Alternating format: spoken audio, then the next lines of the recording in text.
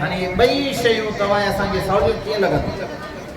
आई ॻाल्हि सम्झ ये सहुली तरह लॻंदियूं आहिनि जॾहिं तव्हां असां गुनाहनि खां पंहिंजो पाण खे बचायूं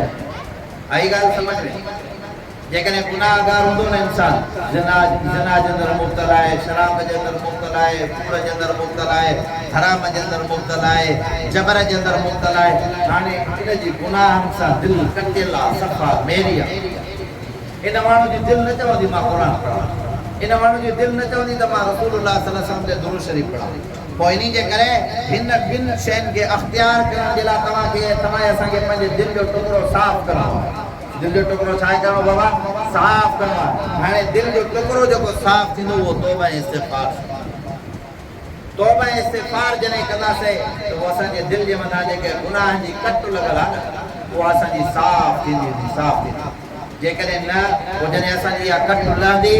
साफ़ थींदी पोइ तव्हां जॾहिं दुरूद पढ़ंदव न त मुहबत जी तासीर एॾी तव्हांजी जारी थींदी हिकिड़े बुज़ुर्ग जो वाक़ियो उलमा लिखियो आहे हिकिड़ो बुज़ुर्ग हूंदो अलाह वारो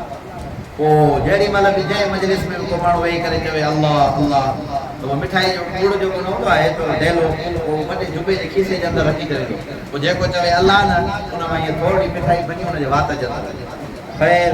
अल्लाह खे करणो इहा ॻाल्हि मशहूरु थी वई फलाणे बुज़ुर्ग जी हीअ आदत आहे कंहिं कंहिं बुज़ुर्ग जी अल्लाह वारे जी का आदत हूंदी आहे ॻाल्हि वञी नंढड़े ॿारनि ताईं पहुती त वाह फलाणो बुज़ुर्ग पोइ हे जेॾी महिल निमाज़ पढ़ी करे निकिरे न हीअ 50-100 बार ॿाहिरि बीठो आहे अल्लाह अल्लाह अल्लाह अल्लाह अल्लाह हे बि वीचारो बुज़ुर्ग आज मजबूर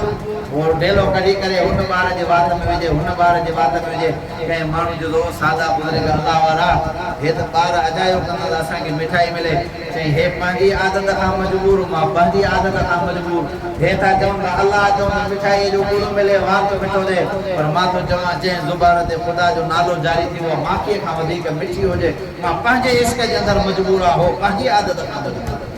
ॻाल्हि सम्झ में आयल आहे हे दिलि जे अंदरि जॾहिं गुनाह हूंदो त मोहबत उहा न रहंदी जॾहिं तव्हांजी दिलि साफ़ ऐं शिफ़ाफ़ थी वेंदी हिन दिलि जो मिसाल अथव मेरे थांव वांगुरु मेरे थांव जे अंदरि खीर विझंदासीं ख़राबु थींदो या सही हूंदो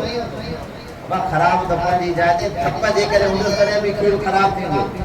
दुनिया जो खीर मेरे थांव जे अंदरि नथो रही सघे त पोइ ख़ुदा जो नालो बि गुनाहगार ऐं गुनाहनि जे अंदरि हलाज़त में भरियल दिलि जे अंदरि ख़ुदा जो नालो बि समाइजी नथो सघे जे तूं चाहीं थो तुंहिंजे दिलि जे अंदरि ख़ुदा जो नालो समाइजी वञे त पंहिंजे दिलि जे हिन टुकड़े खे तोखे साफ़ करणो पवंदो ॻाल्हि सम्झ में आई अलाए न हिकु